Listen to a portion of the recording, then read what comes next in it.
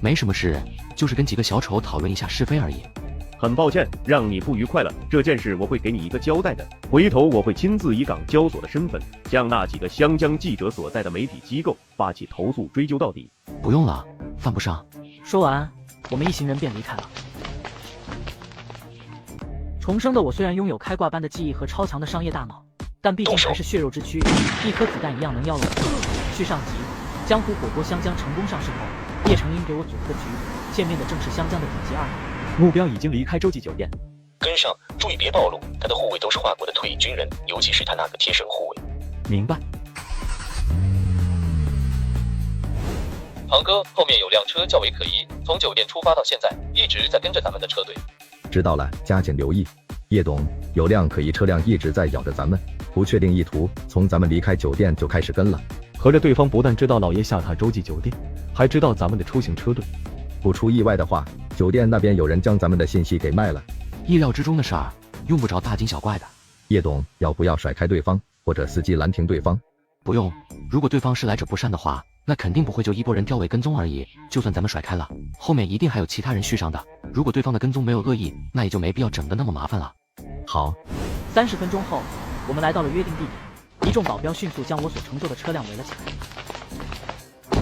唐松，至于这么紧张吗？叶董，这儿不是内陆。刚才那辆跟踪车队的埃尔法去哪了？在咱们驶入帐后，对方直行离开了。身为前紫金保镖的唐松抬头朝高处看去，一股莫名的不安在心头泛涌起来。叶董，今晚的活动能取消吗？怎么回事？有种不太平的直觉。有你们在，安全还不能得到保障吗？我说了，这儿不是内陆。老叶，你看这都到门口了，要是再取消的话，好像不太妥当吧。再者，我敢保证里面绝对是安全的。里头的那些二代一旦发生什么闪失的话，整个湘江的天都得塌下来，所以里面的安全问题完全不用担心。我思索片刻，说道：也罢，既来之则安之吧。唐松，你看如何？好吧。行，那就赶紧进去吧，他们都在等着了。很快，我们来到了里面。叶董，久仰大名，终于有机会见到本尊了。老叶，我给你介绍一下，李嘉诚，跟湘江首富同名。我不知道你之前有没有听说过他，但他的父亲你肯定听说过，李记账。嘉诚兄就是李老的儿子，深受李老厚爱。他现在主要负责纪兆集团在湘江的业务。听说过李公子的大名，当年耗资7亿去操办婚礼仪式，不可谓轰动了全国呀。让叶董见笑了。李公子，幸会。来，叶董，我为你介绍一下咱们今晚的这些成员。叶董，你昨天在港交所整的那一出，不可谓不是把自己推到了湘江社会的对立面。虽然我知道湘江记者的嘴脸，但有一说一，若换作是我，即便明知他们是不安好心，但我还是会尽量克制自己的。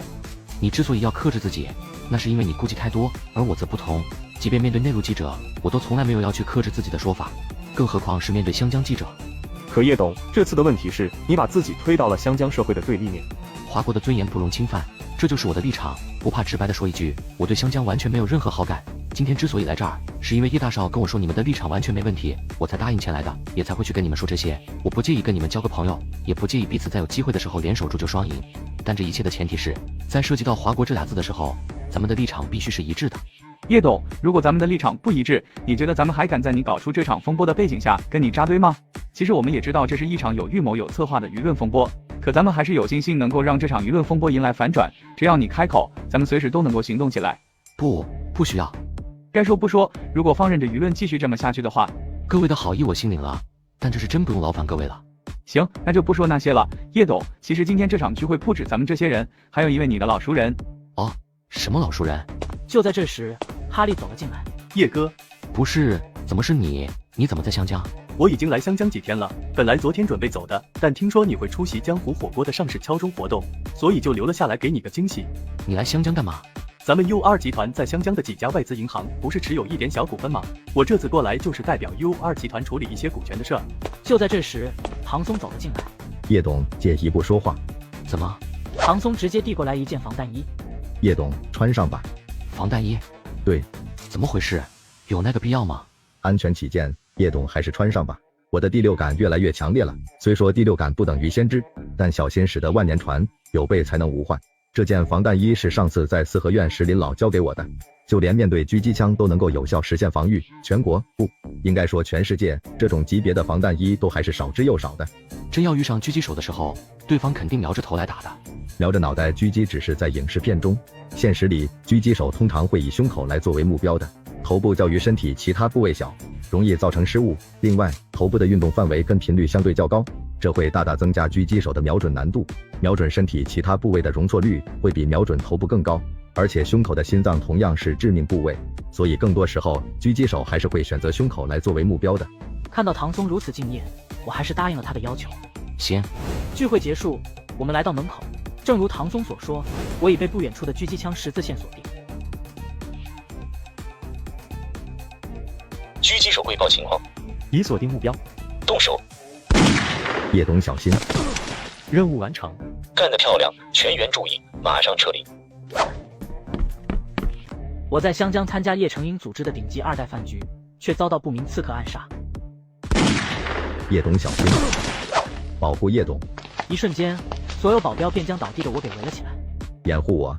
唐松2人在保镖的掩护下迅速将我抬上了车，一脚油门踩到底往外飙去。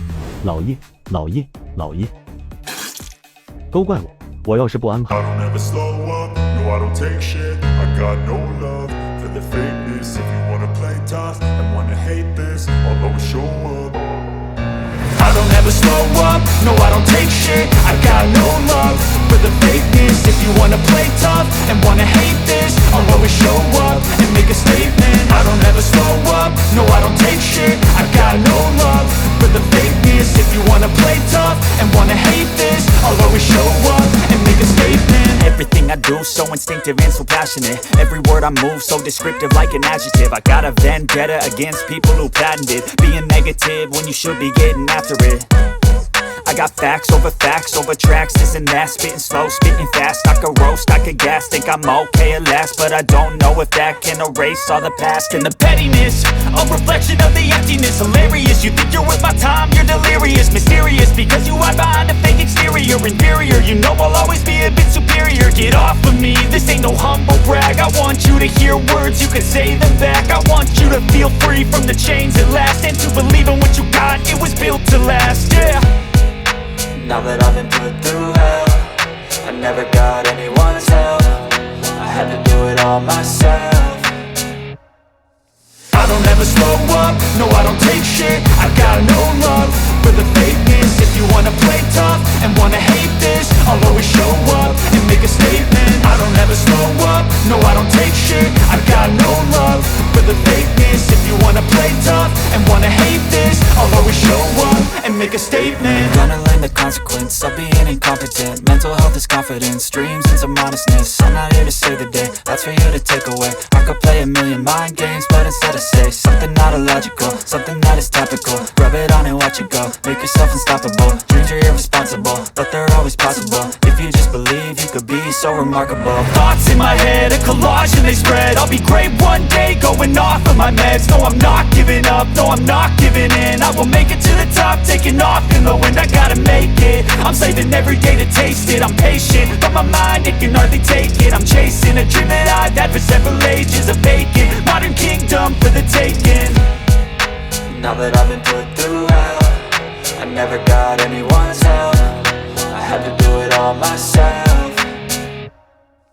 I don't ever slow up, no I don't take shit. I got no love for the fakeness. If you wanna play tough and wanna hate this, I'll always show up and make a statement. I don't ever slow up, no I don't take shit. I got no love for the fakeness. If you wanna play tough and wanna hate this, I'll always show up and make a statement. I don't ever slow up, no I don't take shit. I got no love for the fakeness. If you wanna play tough and wanna hate this, I'll always show up.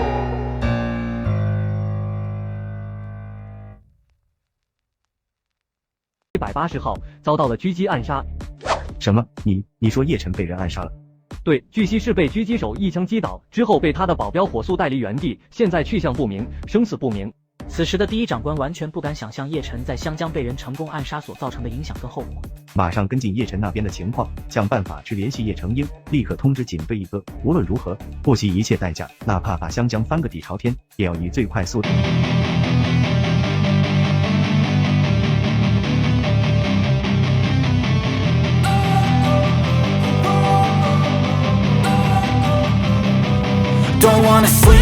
in, cause I got something to prove. I gotta take what I hate and finally make a move. I think of you and all the shit you don't do. Well, I'ma make hella sure that I don't become you. I have no regrets, yeah, I'll tie up my chest. I'll never forget what it's like to be in debt. Been stabbed in the back bed, I'll show you what happens. Pass me the mic and I'll show you with action. I feel this pain, you already know. Turn that to gains, let my money show. I've got these things that I can't let go. Watch me turn this life into something that you could never own. I feel this pain, you already know. Turn that to gains, let my money show. I've got these things that I can't let go. Watch me turn this life into something that you could never own. So fight and die for the things you know you love.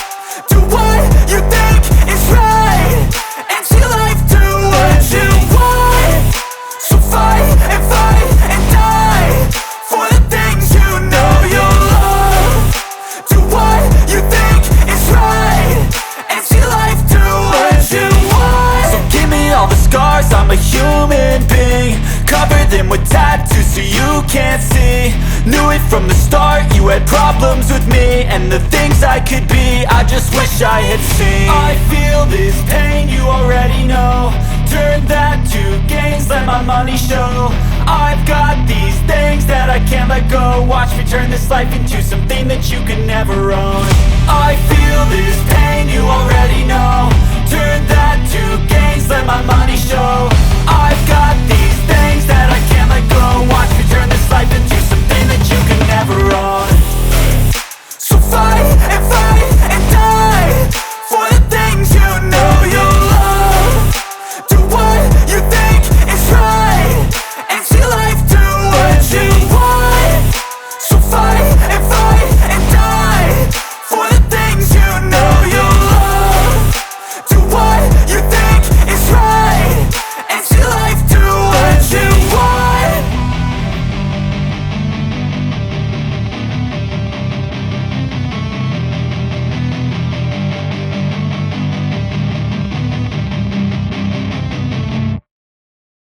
就没有这一出了。又来了，不是说了吗？对方既然已经盯上我了，就算咱们当时取消聚会，只要还在湘江，估计都逃不过那一劫。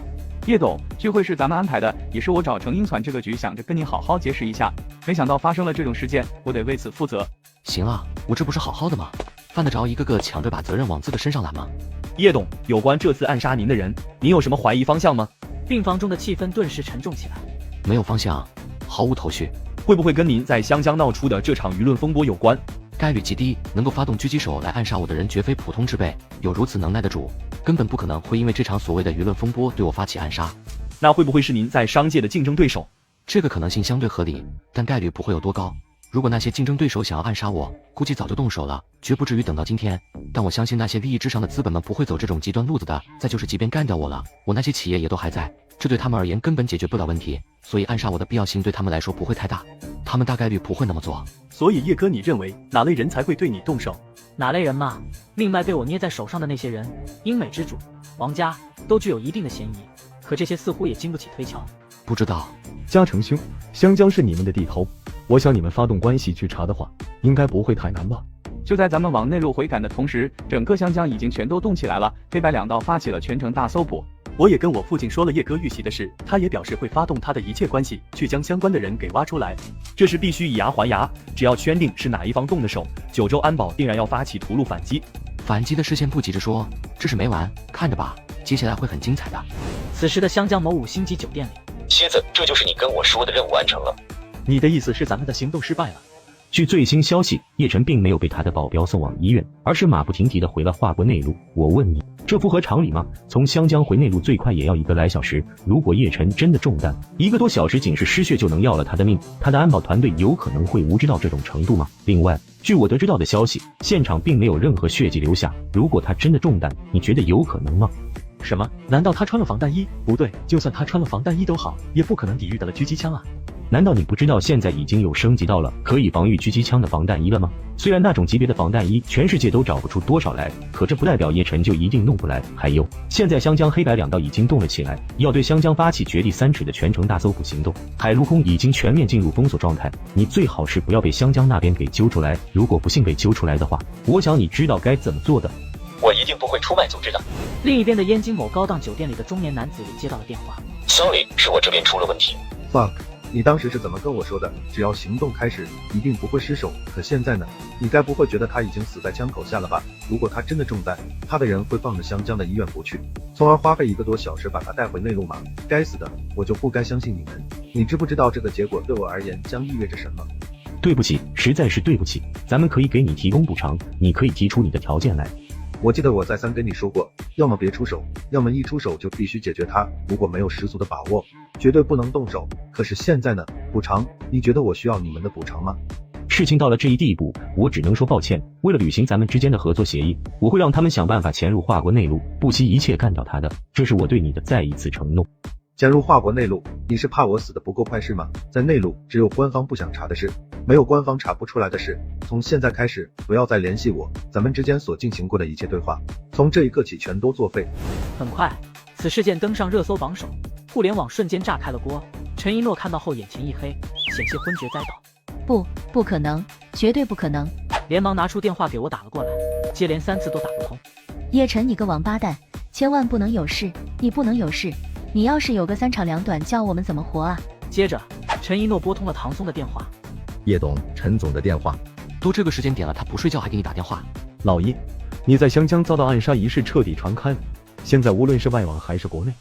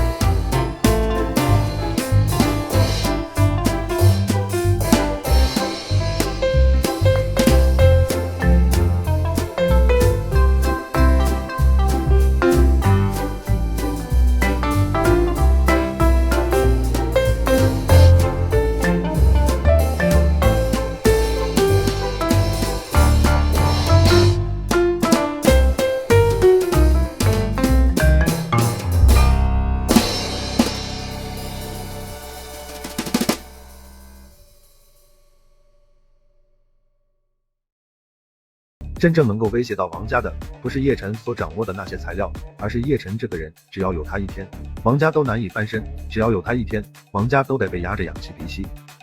但只是包不住火的，这种道理还要让我来教你吗？确实，所以我在做出这个决定的同时，就已经想好了，如果能够成功暗杀掉叶晨的话，那么到时若是查到我身上来，我就一命换一命，为了王家的未来，我愿意牺牲自己。听到这句为了王家的未来我愿意牺牲自己，王沧海的老脸动容了。你糊涂啊？为什么不跟我商量一下？为什么要自作主张？如果跟您说了，您肯定不同意的。事已至此，如果您想让我去自首的话，我肯定听从您老的命令。一番天人交战后，王沧海沉声说道：叶晨没死，这事就有转机跟余地，能够暴露你的那些收尾，你能够收拾干净吗？能够确保一定追查不到你身上来吗？不确定，我只能说能查到我头上来的概率很小。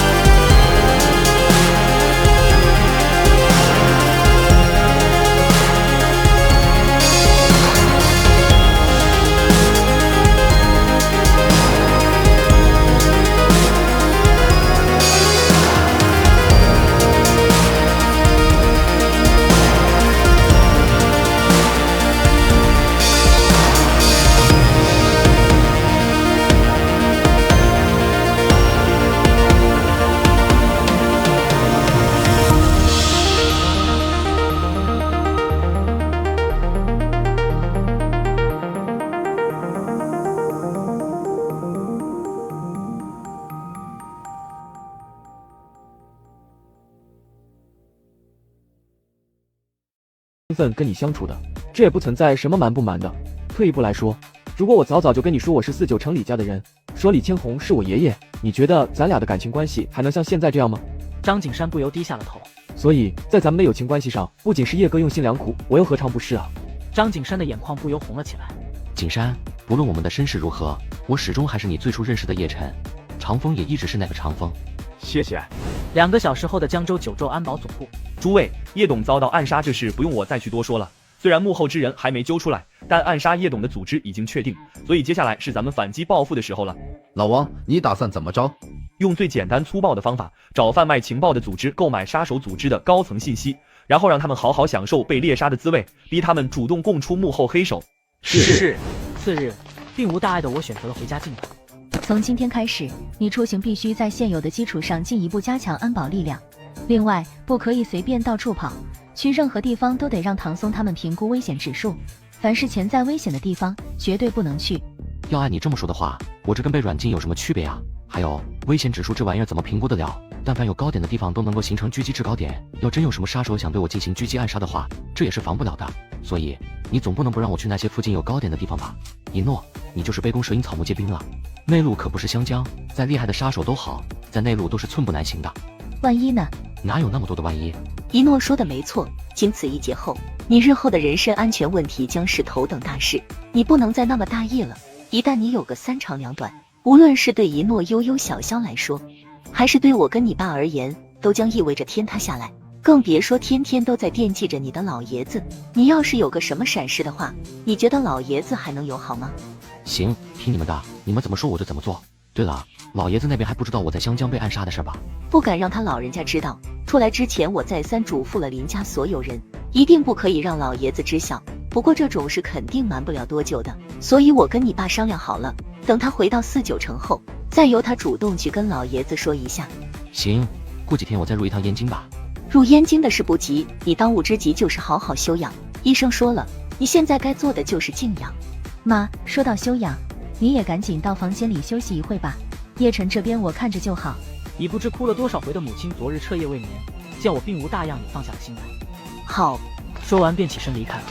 你也赶紧回房间休息去。不急，高老师跟蒹葭姐还有严老师他们过来了，得跟他们聊话，好让他们放心。不是，那接待完高老师、蒹葭姐他们呢？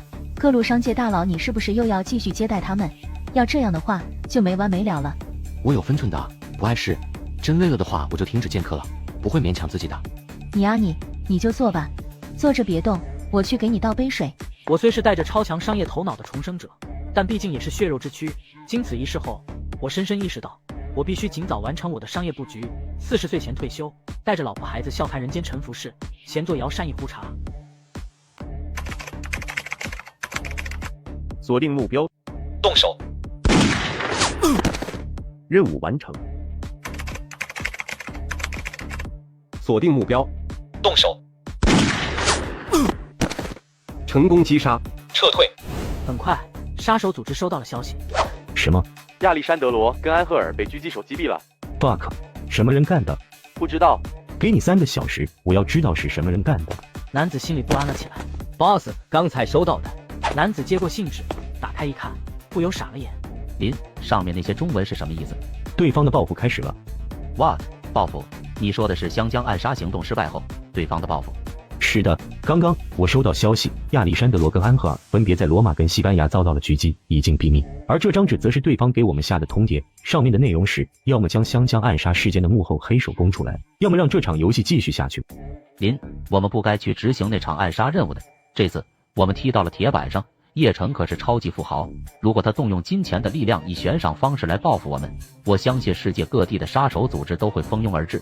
还有，他的背后还有华国为他撑腰，这对我们来说将会是一场灾难。我们有的选了，如果不供出幕后之人，那么我们要面临的将是金钱驱动的无尽报复，甚至是华国官方的介入报复。我们真能扛得住吗？男子思索片刻，拿出电话打了起来。我不是说了吗？咱们之间的合作已经结束了，彻底结束了。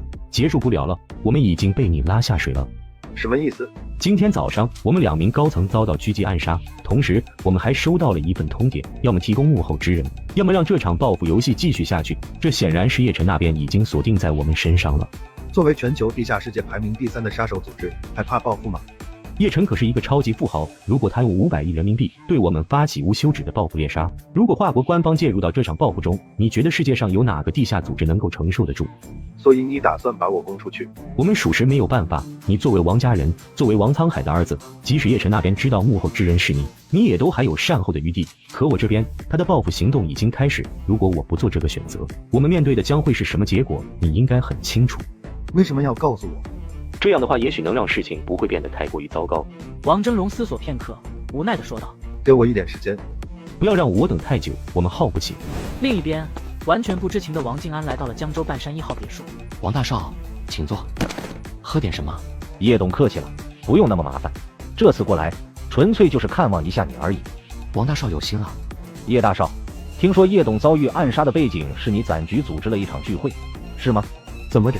听王大少这意思，是叶董遭到暗杀一事跟我有关？你要是这么说话的话，可别怪我误解你这是想要挑拨离间啊。我还不至于无知到在叶董面前耍这种把戏，我只是想说，得亏叶董并无大碍，否则你绝对难辞其咎。所以直到现在，我都仍在愧疚自责。叶董，抛开咱们之间的恩怨不谈，在你遇袭后，咱们老爷子说过一句话，倘若你真有什么不幸，那将是华国的损失。你的横空出世可是助长于神州国运的一张王牌。他老人家还给出如此评价，那我是真得感谢他老人家的抬举了。无关抬举，我都得承认他老人家说的是对的。叶董，来江州之前，老爷子给我进行了交代，在你遇袭仪式上，看你有没有需要咱们王家帮忙的地方，如果有，王家必将鼎力相助。王大少，你们老王家该不会是担心叶董将你们视为怀疑对象吧？叶成英用开玩笑的口吻问道。王静安却是古井不波的回答：老爷子说了，不是王家干的事，王家从来都不怕被怀疑。王静安说出此话，但心里却是没有十足的底气。当时老爷子把自家五叔留下，似乎有种不祥的预感。有劳王大少回去告知王老，你们老王家的好意我心领了，就不麻烦你们了。就知道叶董不可能需要咱们王家援手，不过能不能向叶董好奇一下，在遇袭仪式上，叶董有什么线索吗？究竟是哪路人马敢如此大胆猖狂到向叶董发起狙击暗杀？没有，一点线索都没有吗？连湘江官方跟警方都没有线索，我这边没有线索不也正常吗？如果找出幕后黑手，叶董打算如何？我没有马上回答，思索片刻，正儿八经道：不知王大少认为我该如何，或者说换作是王大少，王大少会如何？用尽一切能用的方法去进行报复。听王大少这么一说，看来此事是跟王家无关了。叶董觉得王家敢如此激进冒险吗？我不希望是王家所为，否则就太让我寒心了。明明想着跟你王家共筑双赢，想着拉王大少一把入主智库大院，要是这一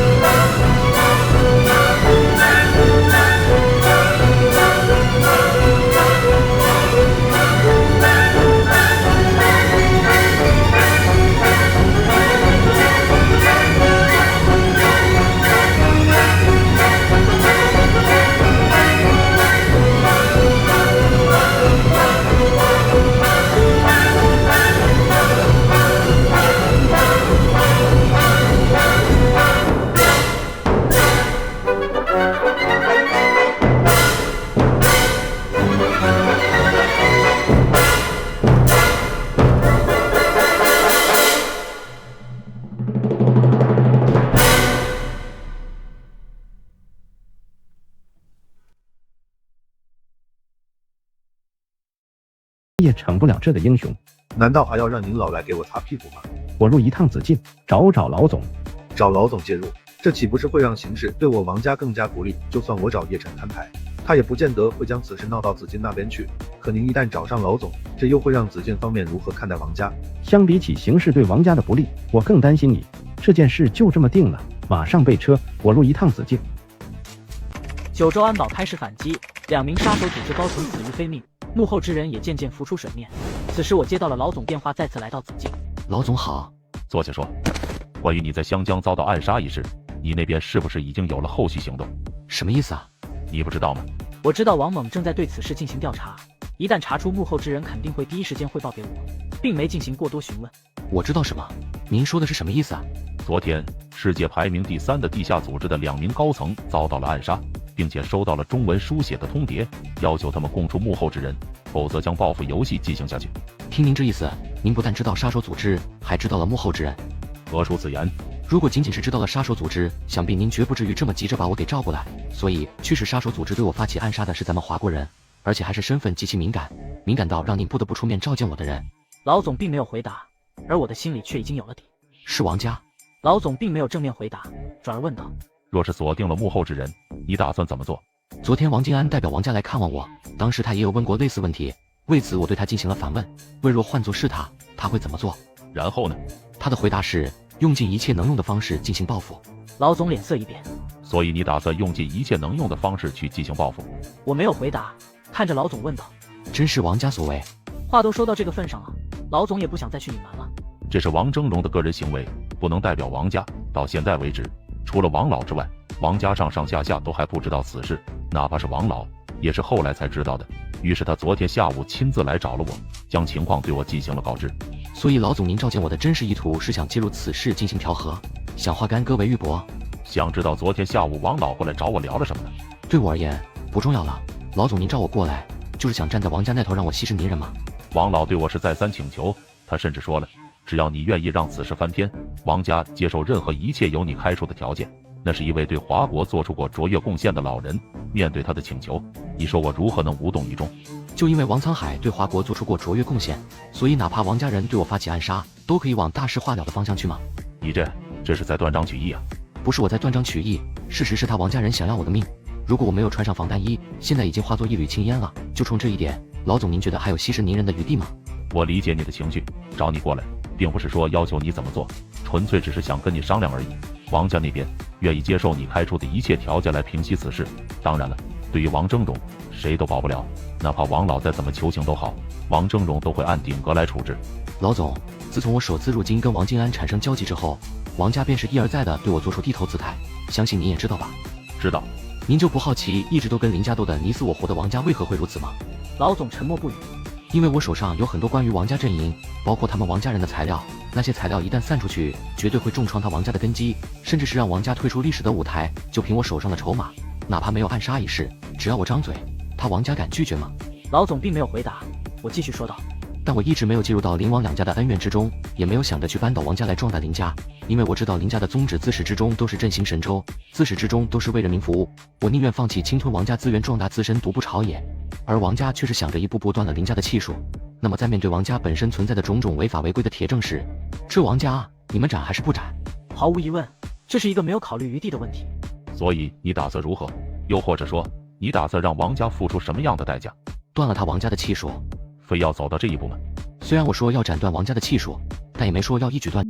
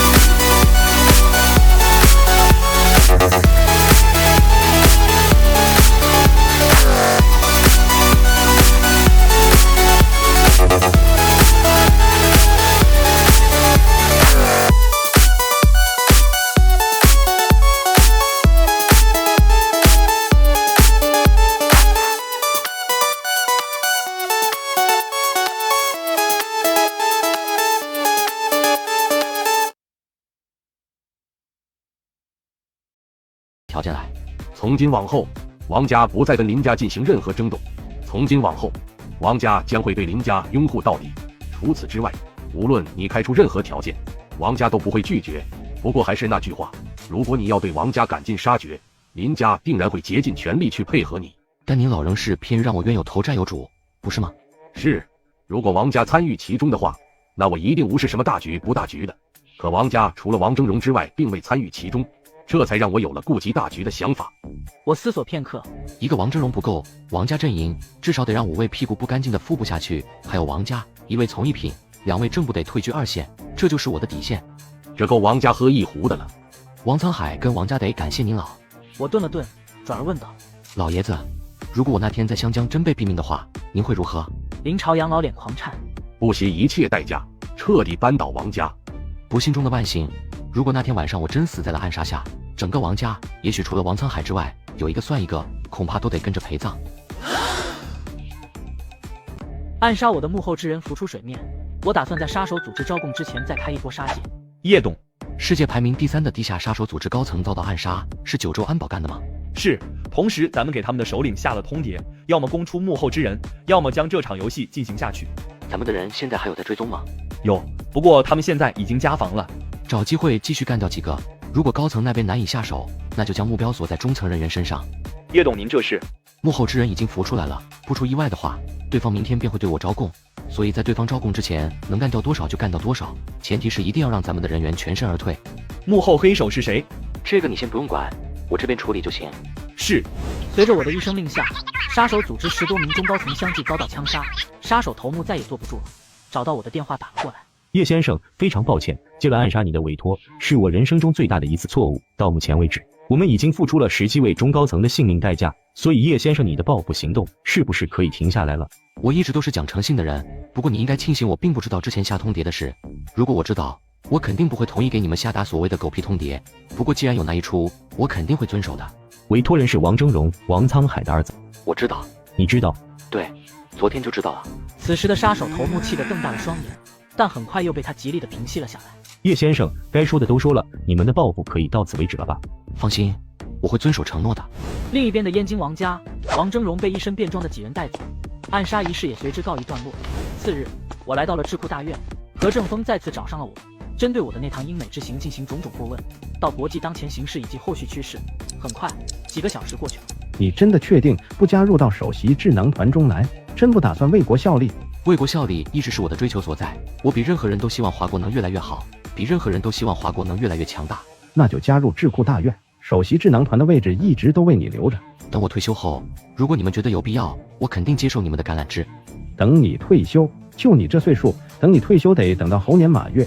何老，我的计划是40岁之前退休，以目前情况来看，是绝对有可能的。倒是只要智库大院需要我，只要国家需要我，我一定义不容辞的倾尽全力。40岁之前实现退休，是这么计划的。放着这么大的家业选择退休，我要是坚守家业的话，那么入主智囊团也说不过去，更何况是紫禁首席智囊团。不过还是那句话，只要国家有需要，只要智库大院有需要，我必当义不容辞。所以你目前的态度是坚决不考虑入主智库大院？目前确实是不考虑这一点。对了，既然何老跟诸位长者提到智库大院，我有个想法，不知当说不当说。什么？农历年后不是要更新智库的成员信息吗？所以我想给智库大院引荐一位编外人员。何方神圣？王敬安。众人懵了。我没听错吧？你要引荐王敬安成为智库的编外人员？对，当然了，如果说王敬安的能力不符合的话，那就算了。关于王敬安的能力绝对是有的，可你为什么会引荐他？我答应过他，只要智库这边认可他的能力，我就会想办法将他引荐进去。后续我也不会去阻拦他在智库大院中的发展，不会给他使绊子。只要他的能力足够，我也绝不会去阻挠他在智库里头的晋升，即使有朝一日成为首席智囊都好。王敬安的能力是不用怀疑的，但你确定要把他引荐到智库大院当中？一旦他成为智库大院的成员，只要他能够证明自己的能力，那么必然会快速升迁，王家也必定会动用所有资源助他的智库生涯扶摇直上，平步青云的。这对你无妨。思索片刻，何正峰开口说道：好，我会交代下去，王敬安将会进入智库大院下一期的编外人员名单中。多谢何老。回到四合院，正好碰到老爷子和林夕。爷爷，王峥嵘被带走这事是不是跟小陈有关？或者说小陈之前在湘江遭到暗杀的事儿是不是跟他有关？别瞎说。先是小陈被老总召见，然后是王沧海深夜见您。王沧海离开后，您老又把小陈叫到书房去。今天一早，王峥嵘被带走。要说这是巧合，您老不觉得太牵强了吗？别瞎打听。果然，如果说暗杀小陈的幕后主谋是王峥嵘，这事不能就这么了了吧？他王峥嵘跟王家可是想要小陈的命。谁跟你说王峥嵘是暗杀小陈的幕后黑手了？难道一连串的事还不够说明吗？我说了，你别瞎打听，那些事也不是你该关心的。我就是想弄个明白。小陈，你来说。我说什么？跟我装傻是吧？爷爷让你别打听，那就自有他的考量。你说你非得刨根问底干啥呢？再说细节，你现在该上心的是找对象的事儿。小陈，你不说还好，这一说，我这心里头堵得慌啊。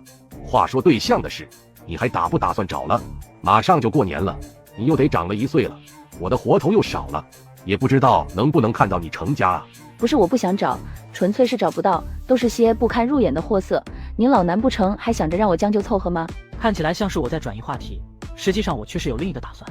小陈，你有没有什么好点的介绍？有点难办，就冲西姐的家世背景，总不能找那些家世平平、当下成就不太显眼的主吧？到了这份上，只要林夕肯跟对方成家，无论对方是什么出身都好，什么家世也罢，我都不嫌弃。我心里暗喜，我打算把未来的庙堂第一人介绍给林夕，只是对方的出身并不显眼，目前还没开始绽放高光，不好整。抛开咱林家不说，西姐你现在顶着国企老总的头衔，就这种身份地位摆在那，能够匹配上的确实是凤毛麟角，而且对方必须还得具备一个先决条件，那就是未婚单身。老爷子他们不是成天都催婚吗？实在不行的话，离异的也行。荒谬！你说的什么玩意儿？什么叫离异的也行？你一个黄花大闺女去找离异的，你是要气死我啊！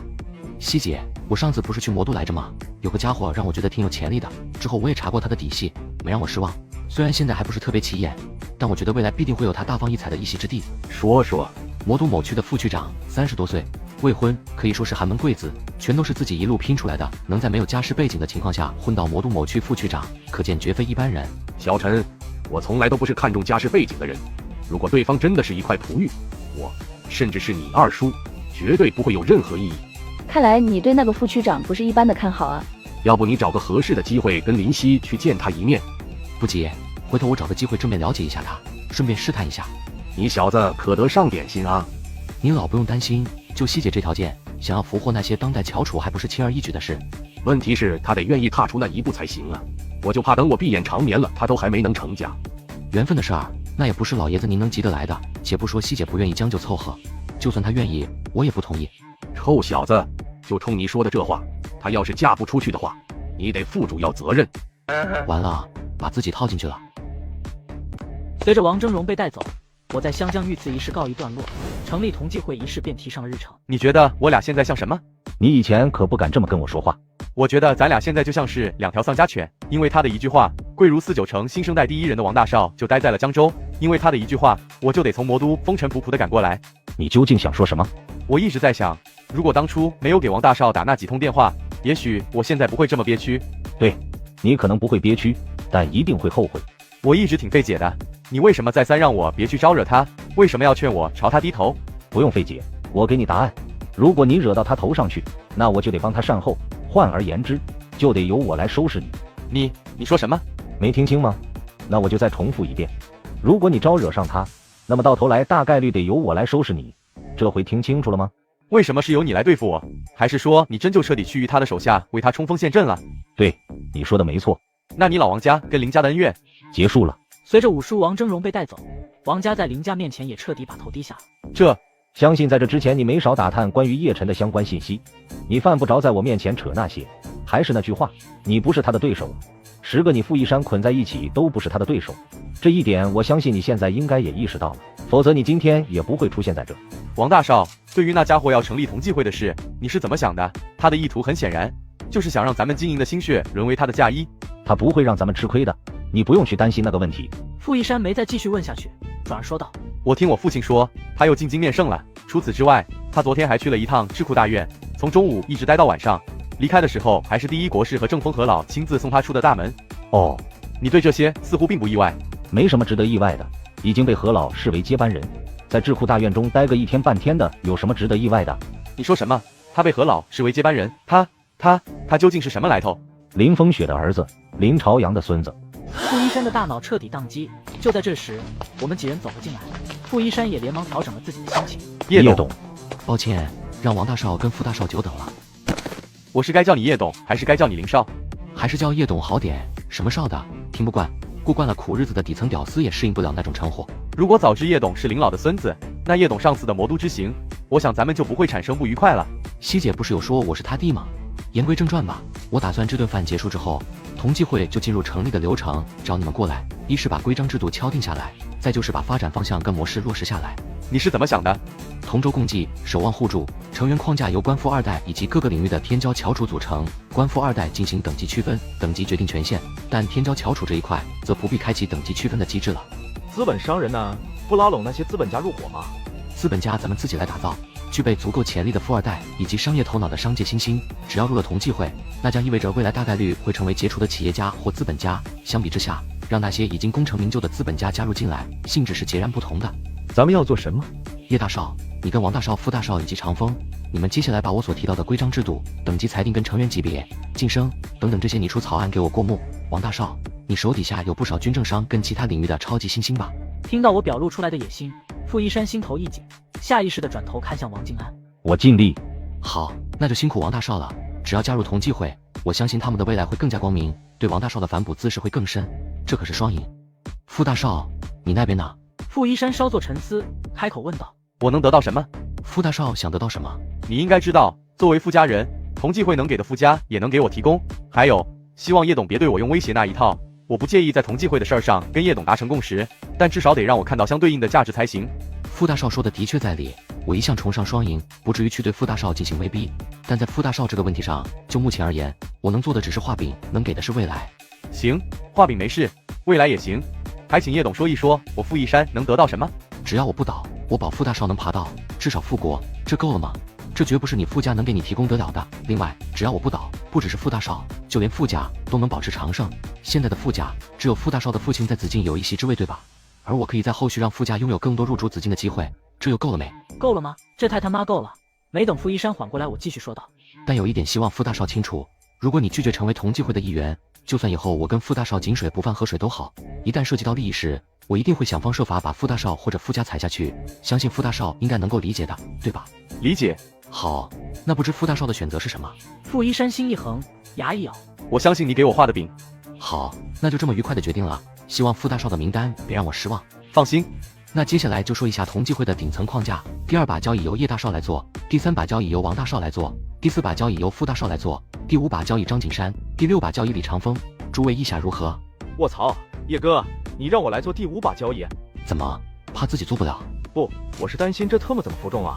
如果不是仰仗你，我他娘就是个大混子，这冷不丁的去做同济会的第5把交椅，而且还是在长风之上，到时候能服众吗？作为我身边以及王大少身边的红人，并且在4、9城圈子已经彻底站稳了脚跟，时至今日，无数官富二代，饶是连4、9城圈子里头的纨绔们都得上赶着跟你张景山交好，你还犯得着去担心不能服众？你让我把他带到4、9城，为的就是让他在同济会中担大任。不知王大少认为张景山是否够格做到同济会的第5把交椅上？虽然我很讨厌他，但不得不承认，他在交际方面确实有着相当的能力跟天赋。至于说够不够格，如果没有他在4、9城的那段日子，他绝对不够格。不过你的先见之明显然已经为他提前解决了无形中的障碍。我很讨厌你，即使到了现在这一刻都仍然不曾改变，但你大可不必妄自菲薄。既然连王大少都认可我，那我也就没什么好说的了。叶哥，我不会让你失望的。宴会结束，王静安单独把我叫到了天台。对不起，大可不必。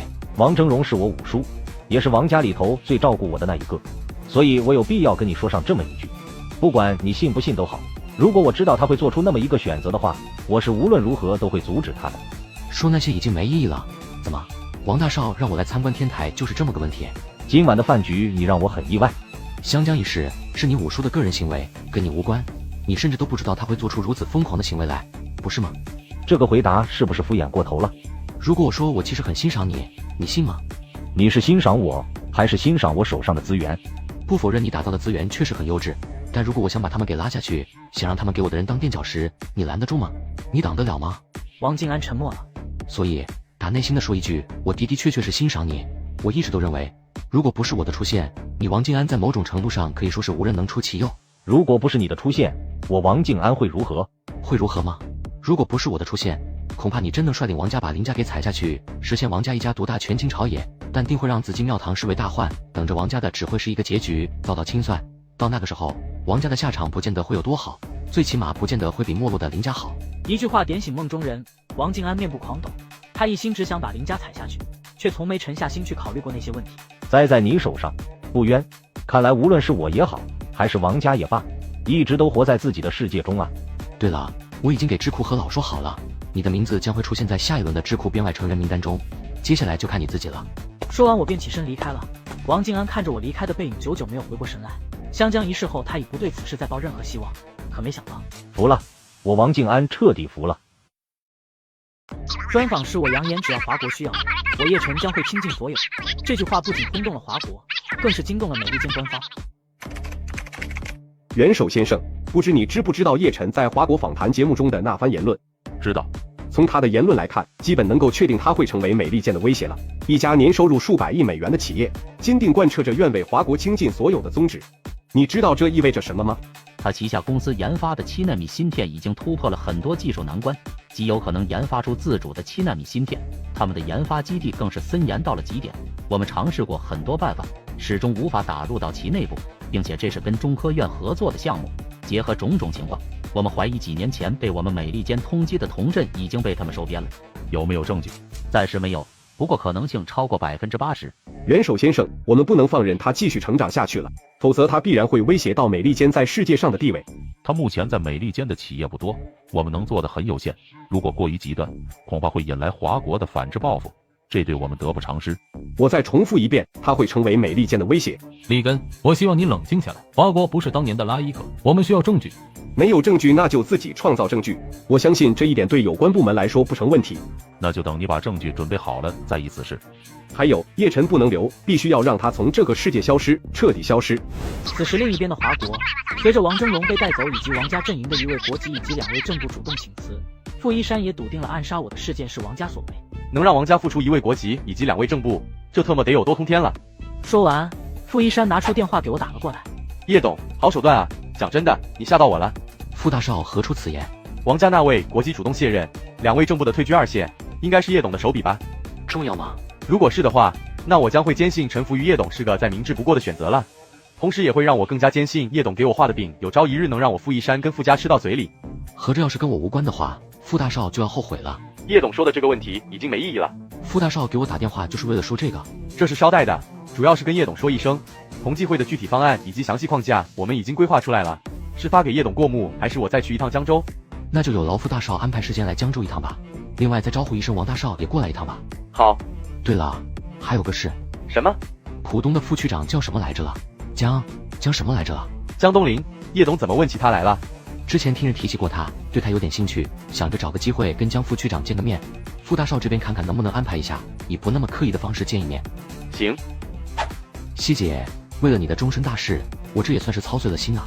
很快，在傅一山的安排下，我见到了江东林。叶董，是您？很意外吗？副书记没给我交底，我想过此番神秘约我见面的各种大人物，唯独万没想到会是您。怎么？合着我在你眼里不算什么大人物啊？叶董误会了，我的意思是不曾敢去多想，此番约我见面的会是叶董您这尊传奇的大人物。一阵寒暄后，我也进入了正题。冒昧的问个问题，就你这个岁数，没成婚的可没几个，就我的了解，你似乎到现在为止都还是单着，这对于江副区长接下来的仕途可不是什么好事。这些年来，不少人给我介绍对象，包括一些领导，有的甚至都想将他们的千金介绍给我，可我都无感，不想将就，觉得彼此不在一个频道上，思维及思想的差异摆在那，强行凑合的话，以后过得会很累。可这会成为一堵阻碍江副区长再往上升的一堵墙。确实，这个问题我也有考虑过，但是还想再等等看，实在不行再选择将就凑合。毕竟抛开生不生的不说，年纪已经摆在那了，就算我不为自己的仕途考虑，也得为家中老母亲的望眼欲穿去考虑。如果选择将就的话，江副区长要不要考虑一下领导们的千金？我倒是可以找傅一山给撮合撮合。怎么，叶董还准备给我拉红线？劝说老大不小的朋友成家，这不是很应该的吗？叶董要这么说的话，那没毛病，但是领导家的千金就算了，首先我从来都不抱以用婚姻来攀高枝，从而让仕途更加平坦，其次是领导家的千金没几个是好伺候的主，我比较排斥。既然有将就凑合的想法，那就该考虑领导家的千金。再说吧，缘分这玩意挺玄乎的，万一真能遇上意中人呢？好奇的问一下，得需什么样的条件才能成为江副区长的意中人呢？五官端正，彼此的思维思想能处在同一个频道上就行。刚回答完，江东林意识到不对劲。不对，叶董，您该不会是想给我介绍对象吧？主要还是想看看江副区长是不是我想象中的样子，值不值得我去交这个朋友。那主要之余呢？如果江副区长真如我想的那般，值得我去交下这个朋友的话，正好我有一个女性朋友尚在闺中待嫁，年纪跟江副区长相仿。如果可以，我倒是想让江副区长跟对方认识认识，这也是结一桩良缘。能成为叶董的朋友，并且能让叶董这般上心的，怕是不简单吧？以对方的人脉圈跟叶董人脉圈，还需要为婚事犯愁。是个奇葩，一般男性难入法眼，和江副区长一样，主打一个追求思维思想同频，也是不愿意将就凑合，即使年龄摆在那，仍是不愿意去稍作将就。为此，对方家中长辈可是再三拜托我去做他的思想工作，这让我不上心都不行了。对方是干什么的？在国企上班。我怕张嘴后吓到他，只能草草作答。叶董有心了。回去的路上，我拨通了林夕的电话。会长大人，什么风把你的来电给刮过来了？你叫我什么？会长大人啊，王静安已经给我打过电话了，把该说的都跟我说了，并且对我抛出了同济会的橄榄枝。不得不承认，我现在对你是五体投地了。虽说你之前一直压制着王静安，但是相比起使他不得不妥协，更让他打心底的臣服，完全是两码事。我已经感受到他对你的彻底臣服，就冲这一点，我都止不住的崇拜起你来了。天生万物，一物降一物，这只能说我正好是那个能降住他的一物。得了，甭在我这搞谦虚那一套了，说吧，找我什么事？同济会我肯定会加入的，放心，不用你张嘴，这个面子我肯定会给足的。还记得前几天在四合院里，我跟老爷子还有你说的那位魔都副区长吗？你是已经跟你口中的那位魔都副区长见过了？刚跟他见完面回来。如何？是一个能让我打心底愿意交的朋友，唯一的缺点就是不够圆滑。单身的缘由呢？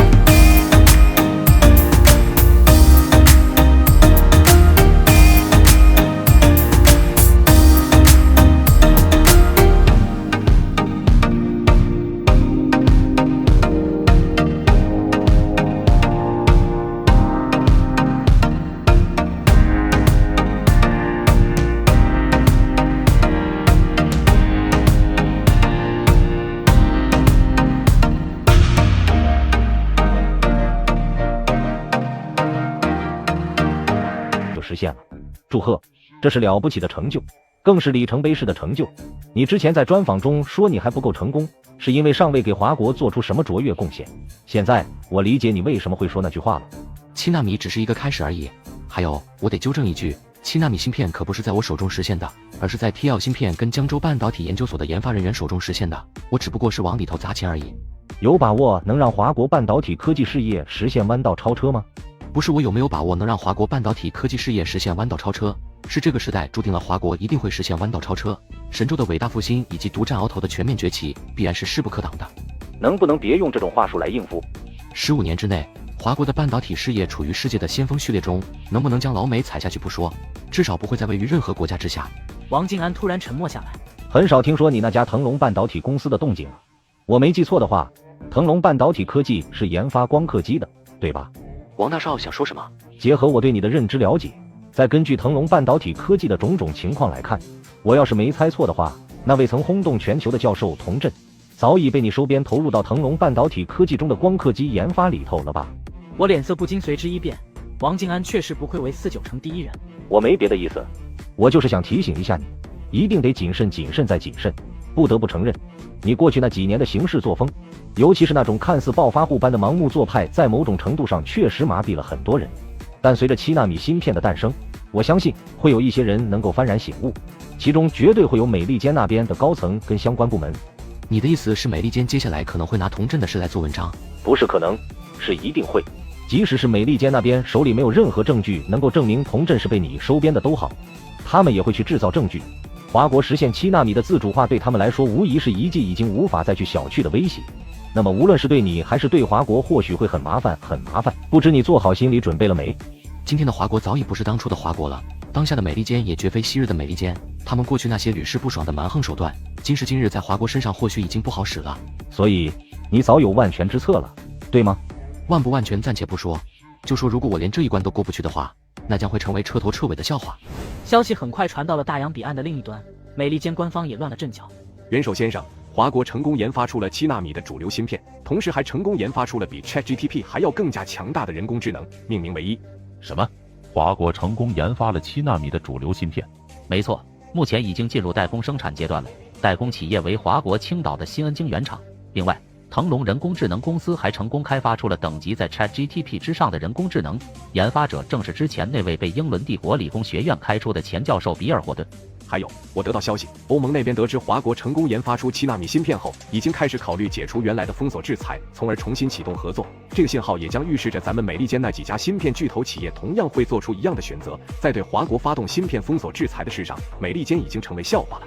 华国成功研发出7纳米芯片，这对美利坚来说不是末日；研发出凌驾在 ChatGPT 上的人工智能，同样也不是末日。但如果放任着对方继续发展下去，这对美利坚来说将会是灾难。说完，里根拿出一沓资料放在了约瑟夫身前。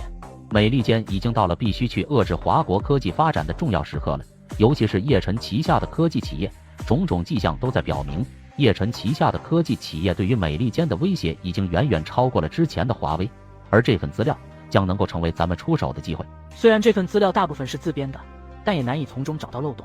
这就是你自行制造出来的华国以及腾龙半导体科技窝藏童振的证据。元首先生，这个不重要，重要的是凭借这些材料，咱们可以对华国跟腾龙半导体科技发动新的围剿制裁了。约瑟夫不由皱起了眉头，他深知真要把我逼急眼了，我会做出什么行为来。不否定你说的这些，但毕竟是关华国，能给到美利坚的容错空间已经越来越少了，所以此时还需智囊团介入进来做一商议。2天后，我来到了精灵公司，是时候把鹅厂的威讯踩下去了。叶董，我是真没想到 TL 芯片公司这么快就把7纳米芯片给搞了出来，如此一来，最迟不超过明年元旦，第4代精灵手机必然能在问世中开启一个属于咱们自己的时代。这算是军令状吗？这就是军令状，最迟明年元旦。如果第4代精灵手机无法实现，我之前给您画的那些饼，我汪海洋主动净身离开精灵科技。得吧你，如果让你净身离开精灵科技，估计我的脊梁骨马上就得被戳烂，人设形象直接稀碎。言归正传，我今天过来并不是找你过问精灵科技的情况的。那您是？你认为精灵科技有没有必要开发一款能够平替鹅厂威讯的产品？什么？平替鹅厂威讯的产品？叶董，恕我直言，开发通讯产品并不难，问题是想要取代微讯，说真的有点不现实。毕竟微讯的用户群体摆在那，说句不夸张的，微讯已经成为全民生活的一部分了。强如华为、阿里、微米、字节跳动这些科技界的巨无霸，都没有任何机会能够打破微信的垄断。确实，你说的的确是事实，但就算是这样，精灵科技也得想办法去改变当前这种局面才行。汪海洋沉默了，这确实多少有些不现实。我接着说道。现在精灵手机用的还是安卓系统，对吧？对，所有安卓系统想要安装微信，就必须得让微信获得全时段后台权限，对吧？没错。如果精灵科技后续开发出精灵系统，那么在跟微讯的合作上，是让出全时段后台权限，还是不让出全时段后台权限？二者之间的区别，我想你肯定比谁都清楚。汪海洋再次陷入沉默。据我所知，苹果那边是拒绝微信索要全时段后台权限，并且最终得到了鹅厂的同意的，对吧？对，苹果那边的确是拒绝了微信的后台权限索要，这在一定程度上也让 iOS 系统较于安卓系统要顺畅许多。那我问你，如果到时精灵手机的精灵系统问世，一旦拒绝鹅厂微信索要后台权限，对方会同意吗？毫无疑问，一旦精灵手机拒绝鹅厂微信索要后台权限的话，对方绝对不可能会跟精灵科技合作，这也将意味着精灵手机无法使用微讯。汪海洋恍然大悟。叶董，但还是那句话，开发产品容易，难的是让10几亿微讯用户转头过来。在这个问题上，不夸张的说一句，不现实。我知道很难，所以我才会亲自来跟你谈这个问题。但再难都好，也得想尽一切办法去实现这个目标。为此，不管烧再多钱都无妨。你们只管把产品弄出来，在功能性上尽可能胜于对方。至于后续如何跟微信抢市场，届时我会给你们提供方案的。叶董，您有把握？不管有没有把握，不都得试一试吗？回头我会找上华为那边商谈合作。一旦有了华为的加入，胜算能够加多几分。找华为合作。精灵手机要面临的问题，华为手机同样也得面临。随着7纳米芯片的自主化，消沉了2年的华为必然会迎来强力复苏。如果现在咱们找上华为合作，你说华为抗拒得了吗？别忘了，一旦日后咱们的通讯软件取缔微讯的话，所能产生的利益跟影响力将是无法估量的。好，回头我就将开发通讯软件提上计划。不过叶董想要取缔微讯，必须得面临移动支付的问题，如果不具备这一块，绝对不可能有机会去跟微讯竞争的，更别说取缔了。放心，这点我早有考虑，移动支付这一块是必不可免的，我已经让乾隆游戏那边着手了，届时将会引入华国人民银行进行合作，让轮回的游戏货币直通线上线下的网络消费及现实消费，到时直接跟咱们的通讯软件进行对接挂钩。微讯麻烦了，随着鹅厂股权结构的变化，大部分股权被国外资本所掌握，这也将意味着大部分的华国资金将会流入国外资本手中。身为一名华国人，是时候反击了。我将联手华为和字跳动取缔微讯。叶董，你在电话里说到的狙击微讯是什么意思？很简单，就是打造出一款能够平替微讯的产品。任成飞瞬间眉头紧皱。叶董怎么会有如此想法？鹅厂游戏的江山在乾隆游戏的冲击中已经所剩无几了，现在叶董又打起微讯的主意来，这是要把鹅厂这只庞然巨物从王座上彻底拉下来吗？没想过把鹅厂从王座上拉下来，只是形势使然罢了。形势使然？对，从大意上讲，我不希望华国资金流入国外资本手中。从个人角度出发，精灵公司想要生存，必须这样做。不仅是精灵公司这边，连华为那边怕是都得面临同样的形势。还请叶董说说。任老，回观过去几年，华为在智能电子这一赛道领域上可以说是受阻不前，原先的市场份额更是一再暴跌。虽说华为的利润大头并不在电子产品这一块，但也不可能放弃，肯定还想着卷土重来，重返巅峰的，是吧？现在把华为的市场份额狙击的最猛的可是叶董旗下的精灵手机。呵呵，我没有回答，继续说道。如今7纳米芯片已开始量产，最先供应的就是华为，所以华为的机会不是来了吗？所有人都清楚，只要华为解决了芯片问题，必将会上演王者归来的好戏。在自研操作系统已经成熟的体系下，有了7纳米主流芯片的搭载，后续必是华为在市场上大杀特杀了。叶董，咱们暂且不去说这个问题，先说这跟狙击微讯有什么关系？华为自研的操作系统想要得到进一步的精进，摆脱微讯那种强盗捆绑式的全时段后台权限锁钥，定然会成为一个绕不过去的问题，否则无法确保华为系统的安全性跟稳定性，从而在根源上根本就无法给用户提供更好的体验。我说的没错吧？任成飞没有回答，这也是他们一直想要突破的一道难题。我接着说道，同样的，这也是精灵科技在未来需要面临的问题，所以我才有了狙击微讯的计划，不是为了把微讯拉下马，纯粹只是想把自身的产品做得更好，能够给到用户更好的体验。想要取缔微讯，先不说如何改变几亿人早已形成的生活习惯，就说移动支付及相关金融这一块，便是横在眼前的最大难题。这些都不是问题，我有绝对的把握能够解决任老说的最大难题。你要跟华为合作的点是什么？又或者说你需要华为去做什么？华为只需要负责依托自身号召力，将庞大用户群体给带进来即可。用户为什么要选择咱们的应用程序？这是首要问题。烧钱？怎么个烧法？微讯有的咱们1:1配备，用户还可以通过活跃度积攒提现金额，时不时发放红包雨，提现免费等等等等。顺便再找上字跳动的抖音方面，尽可能的把所有能合作的空间都给开发出来。我相信字跳动那边肯定不会拒绝的。基于咱们3方合作，有华为跟字跳动的技术支持以及流量，对于这个计划我还是很有信心的。如果华为愿意合作，我会给出一份具体的详细规划来的。银行那边呢？那些人老不用担心，小事一桩。任成飞稍一思索，开口问道：你准备往里头烧多少资金？需要烧多少我就烧多少，我甚至可以不需要华为跟字跳动进行资金投入，我只管确保绝对控股权。当然了，如果华为跟字跳动愿意进行资金投入的话，股权的分配也可以好好谈谈。这是一个疯狂的计划。不能说疯狂，只能说是为咱们双方的未来铺路。叶董有几成信心？6成。任成飞再次沉默了，这的确有点疯狂。任老可以好好考虑考虑。不用考虑，我答应了。那咱们就再度合作愉快。次日我来到了燕京，让王静安与我一同面见华国人民银行总行一把手。你这次入京又是干嘛来着？为什么要找我来接你？过来跟华国人民银行总行一把手见一面，商谈一下合作的事。至于说让你来接我，很简单，是想让你跟我一块过去，给我助一下阵，壮一下声势。什么玩意儿？你要跟总行一把手见面？缺钱了？如果是奔着钱的话，你说我犯得着去找总行一把手吗？就我叶晨这2个字，有一家算一家，哪家银行会不上赶着求我找他们借钱？本来就是一句玩笑话，王静安也没再多说。以你林家在银行系统中的关系，还用得着找我去给你助阵壮声势吗？并不是你想的那样，让你跟着过去，主要是想向那位总行一把手表明一个态度，那就是你王大少是站在我这边的。你这葫芦里究竟卖的是什么药？接着，我将取缔微讯的计划一一说了出来。我知道鹅厂的背后是老王家，让王静安一同前去，就是想让一把手看到王家的态度。其实现在的王家跟鹅厂的关系不是你们想的那般了。王家对马华天跟鹅厂的唯一要求是一切以国家利益为重，但随着鹅厂的资本越来越雄厚，屁股也开始慢慢的歪了起来。王家也早就有意见了，若是有人能够撼动鹅厂的地位，重创鹅厂跟马华天，只要不给国家造成麻烦，王家都是乐于见到的，甚至是推一把都是可以的。得，那我就放心了。你要这么说话的话，得让我有种伪君子的感觉了。怎么着，说点体面话，你王大少还不乐意啊？话说回来，你是真的会算计啊！为了获取总行一把手的支持，竟是把我，甚至是王家都给算计了进去。这怎么能叫算计？只能说这是尽可能的争取一步到位。在母亲柳慧的安排下，我们见到了总行一把手。叶董，是你约的我？很意外吗？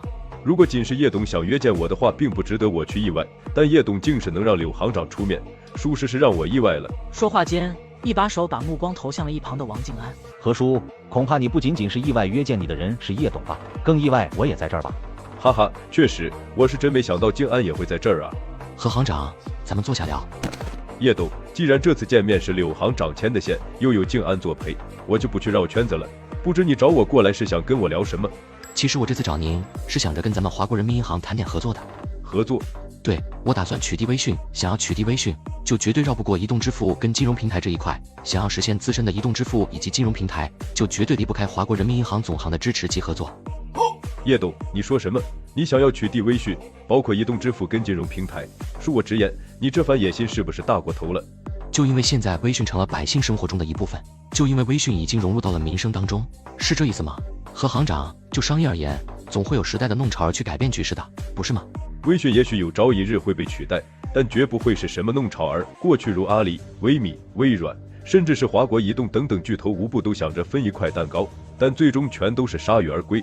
不过叶董如果想要尝试一下，那也是可以的，但要让华国人民银行介入合作当中，这点我可能做不到。叶董有着足够的资本去碰南墙，但我不行。作为国家单位的华国人民银行更不能肆意妄行。何行长，我先给您透个底吧。